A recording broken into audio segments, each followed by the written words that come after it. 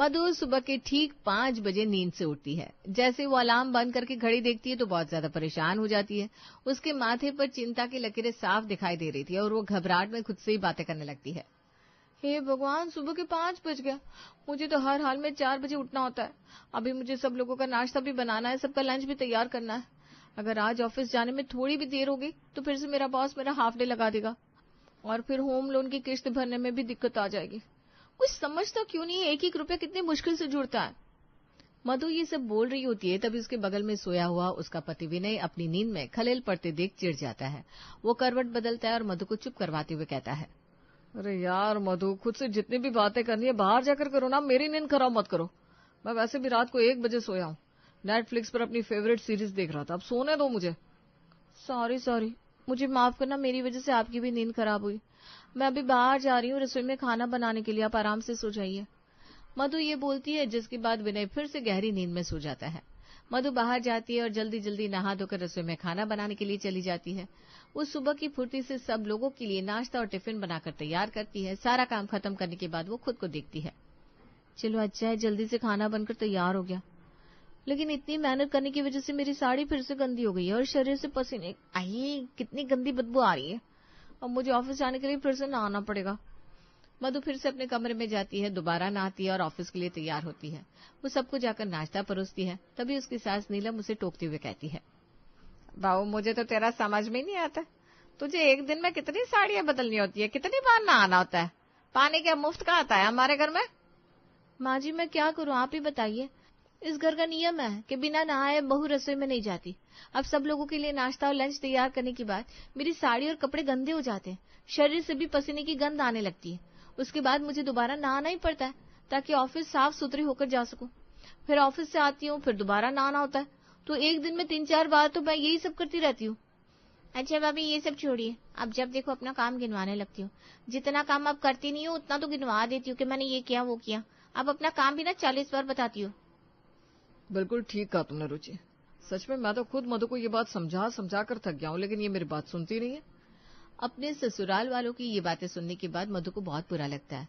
उसका मन भर आता है, लेकिन वो बेचारी कुछ भी नहीं कहती, क्योंकि वो जानती थी कि उसके कुछ भी कहने या करने का कोई फायदा नहीं है। वो तुरंत ही खुद भी जल्दी जल्दी नाश्ता करती है और अपना टिफिन लेकर ऑफिस के लिए निकल जाती है। वो सारा दिन ऑफिस में कड़ी मेहनत करती है। शाम को उसकी बॉस सोनिया अपनी पूरी टीम से कहती है, टीम मेंबर्स, आज मैं सबकी इंडिविजुअल मीटिंग लूंगी, इसलिए कोई भी आज देरी नहीं करेगा। हर कोई अपना काम समय से करेगा और मुझे किसी भी तरह की कोई शिकायत नहीं चाहिए।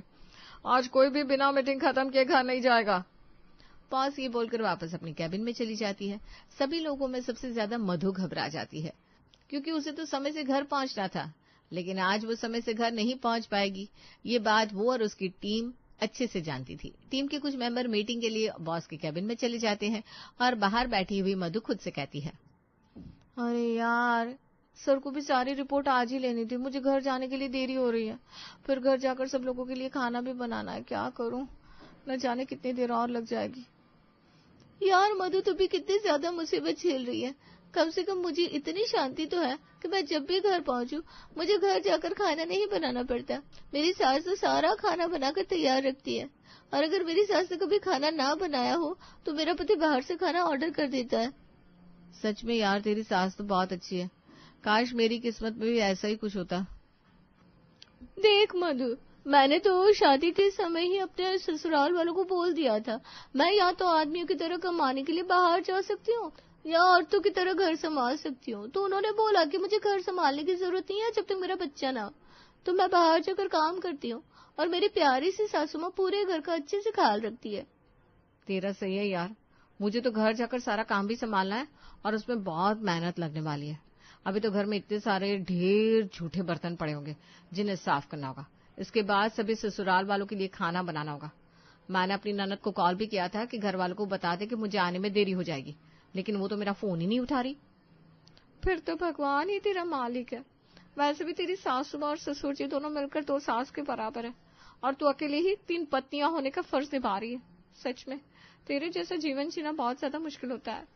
मधु बहुत ज्यादा परेशान हो रही होती है क्योंकि उसके बॉस बारी बारी सभी टीम मेंबर्स की रिपोर्ट ले रहे होते हैं। ऐसे में जो मधु रोज 6 बजे घर पहुंच जाती थी, आज उसे घर पहुंचने में 7 बज जाते हैं। जैसे वो घर आती है, उसकी सास नीलम उसे देखते ही उस पर चिल्लाते हुए कहती है, मधु बहू, यह कोई समय है क्या घर आने का? इतनी रात को घर आ रही हो? माँ जी, मुझे माफ कर दीजिए, आज हमारे बॉस ने सब लोगों को छुट्टी के बाद मीटिंग के लिए रोक लिया था, इसलिए मुझे आने में देरी हो गई। तुम्हें कितनी बार बोला है कि समय से आया करो? अभी थोड़ी देर में रुचि और विनय भी घर आएंगे और अभी तक रात का खाना नहीं बना। तुम जानती हो मैं रसोई के मामले में कोई भी लापरवाही बर्दाश्त नहीं करती हूँ। मुझे बिल्कुल अच्छा नहीं लगता जब मेरे घर के बच्चे भूखे रहे। माँ जी, बस थोड़ा सा समय और दीजिए, मैं अभी कपड़े बदल कर आती हूँ, उसके बाद खाना बना देती हूँ। मैं जल्दी से सब लोगों के लिए दाल चावल बना दूंगी, इसमें ज्यादा समय भी नहीं लगेगा। क्या दाल चावल? मेरा बेटा दोपहर में बाहर का खाना खाता है। रात के समय ही सुकून से परिवार वालों के साथ बैठकर उसे खाना खाने का मौका मिलता है, और तुम मेरे बेटे के लिए दाल चावल बनाना चाहती हो? नहीं, बिल्कुल नहीं। कोई जरूरत नहीं है हीरोइन की तरह कपड़े बदलने की। जो कपड़े पहने हुए हैं चुपचाप उसी में जाकर खाना बनाओ, कपड़े बाद में बदलती रहना। एक दिन में जब तक तुम 3-4 बार कपड़े ना बदलो तब तक तुम्हारा काम ही नहीं होता। पानी तो जैसे मुफ्त का आता है ना हमारे घर पर। ठीक है माँ जी, मैं जाकर खाना बना देती हूँ, बाकी का काम बाद में कर लूंगी। अब मधु रसोई में जाती है और बिना कपड़े बदले थकी हारी हालत में सभी परिवार वालों के लिए खाना बनाने लगती है। वो बहुत ज्यादा थक जाती है। तभी सभी लोग घर आ जाते हैं और वो सब लोगों के लिए जैसे ही खाना परोसती है तो उसकी ननद रुचि खाना खाते हुए कहती है, भाभी, खाना ज्यादा जल्दबाजी में बनाया क्या? चावल कच्चे से लग रहे हैं। अगर थोड़ी देर और पकाती तब जाकर ये थोड़े से खाने लायक होते। अरे बेटा रुचि, ऐसी बात है तो तू चावल छोड़ और ये आधी पकी हुई रोटियां खा ले। चावल खाकर अगर तेरे पेट में दर्द हो गया तो वैसे भी तेरे कॉलेज के एग्जाम आने वाले हैं। मधु, ध्यान कहाँ रहता है तुम्हारा? कितनी बार बोला है खाना तो मन लगा कर बनाया करो। एक समय का खाना खाने का ही तो घर पर सुख मिलता है। लंच तो हर कोई अपने ऑफिस या कॉलेज में ही करता है, और उस खाने में भी कमी निकले तो मजा नहीं आता।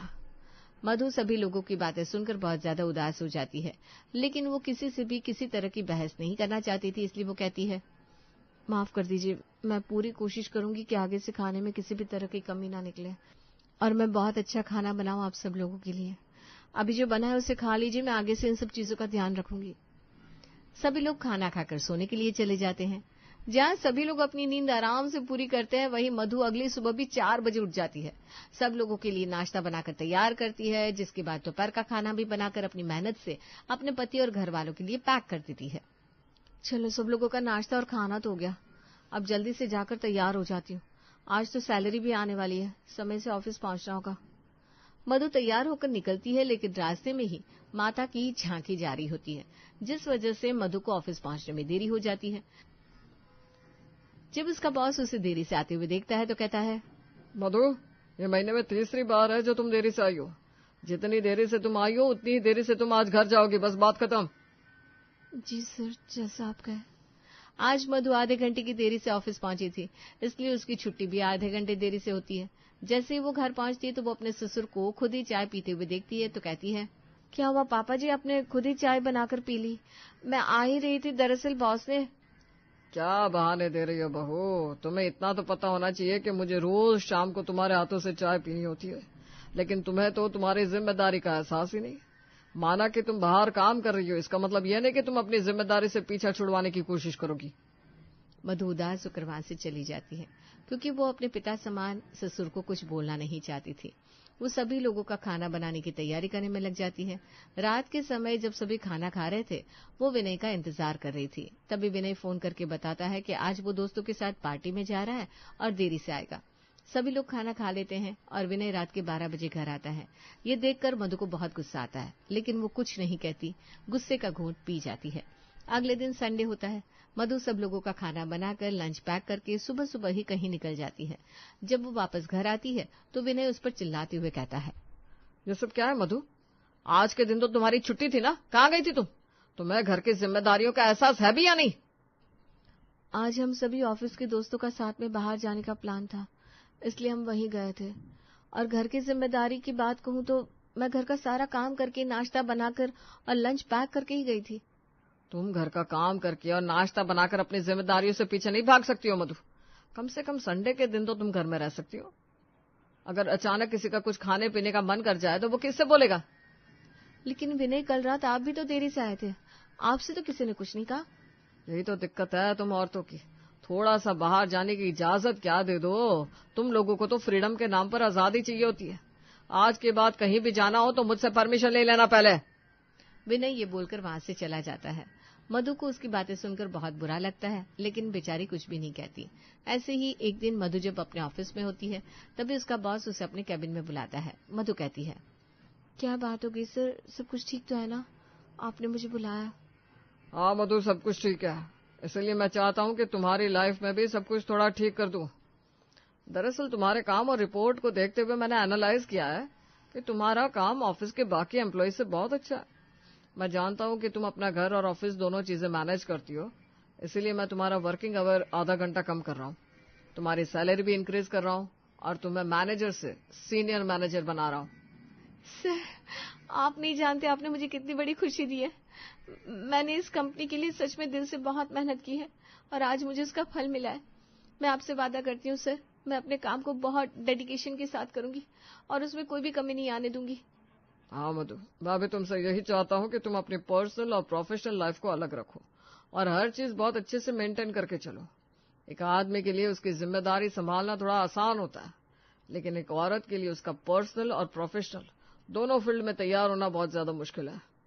मधु बहुत ज्यादा खुश होती है और आज उसका बॉस उसे जल्दी छुट्टी दे देता है।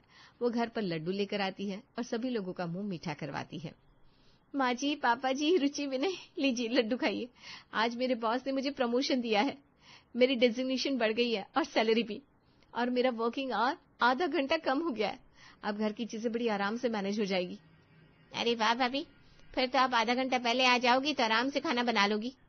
सही है, तो आधा घंटे पहले आ जाएगी तो हमें चिंता नहीं रहेगी कि घर की बहुत देर तक बाहर है, और मुझे भी मेरी शाम की चाय समय पर मिल जाएगी।